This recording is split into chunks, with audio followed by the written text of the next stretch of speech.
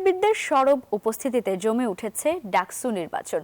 মাঠে ঘাম ঝরানো মানুষরা এখন নেতৃত্ব দিতে চান শিক্ষার্থীদের। আর সাধারণ ভোটাররা বলছেন যে বিষয়ে দক্ষ তারাই আসুক অভিভাবক হয়ে। ডাকসু নির্বাচনে বিকেএসপির সাবেক শিক্ষার্থীদের অংশগ্রহণ নিয়ে জিহাদ আল হাসানের প্রতিবেদন। ব্যাট বল রিং ছেড়ে স্পোর্টসম্যানরা নেমেছেন এবার নির্বাচনের মাঠে। বিভিন্ন পদে ডাকসু নির্বাচন করছেন বিকেএসপির এক ঝাঁক সাবেক খেলোয়াড়। কাজ করতে চান শিক্ষার্থীদের অধিকার আদায়ে। তানজিম আহমেদ অনয় বাংলাদেশ ক্রীড়া শিক্ষা প্রতিষ্ঠান বিকেএসপির শিক্ষার্থী ছিলেন, খেলেছেন উশুর জাতীয় পর্যায়ে। এখন ঢাকা বিশ্ববিদ্যালয়ের মার্কেটিং বিভাগের শিক্ষার্থী। ডাকসুতে সদস্য পদে নির্বাচন করছেন। মাঠের লড়াইয়ের মানসিকতা কাজে লাগাতে চান নেতৃত্বে। কোনো দলখানা বা কোনো রকম চাওয়া পাওয়া বিষয় নাই যে ঠিক আছে আমাকে কেউ আমাকে কিছু দিচ্ছে আমি তাকে রিটার্ন কিছু দিব, এমন কিছু নাই আসলে।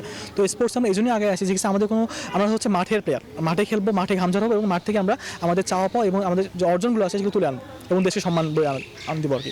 অনয়ের মতো বিকেএসপির আরো সাবেক দুই ক্যাডেট সুবহান আলী হৃদয় ও সিফাত সাদিক খান দুজনই 22 গজ মাতিয়েছেন যুব পর্যায়ে। এবারে ডাকসু নির্বাচনে নিজ নিজ হলের ক্রীড়া সম্পাদক পদে লড়ছেন।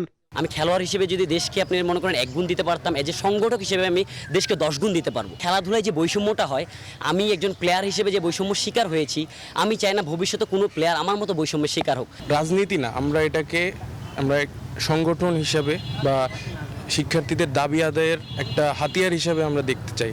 প্রার্থীরা ক্রীড়া ব্যক্তিত্ব কাজে লাগিয়ে নীতিতেও স্বচ্ছতা আনতে চান ডাকসুতে। তারা বলছেন নেতৃত্বের মঞ্চেও মাঠের মতোই দায়িত্বশীল হবেন। ক্রীড়াবিদদের অংশগ্রহণে নির্বাচনে একটি ভিন্ন মাত্রা যোগ হয়েছে বলে মনে করছেন সাধারণ ভোটাররা।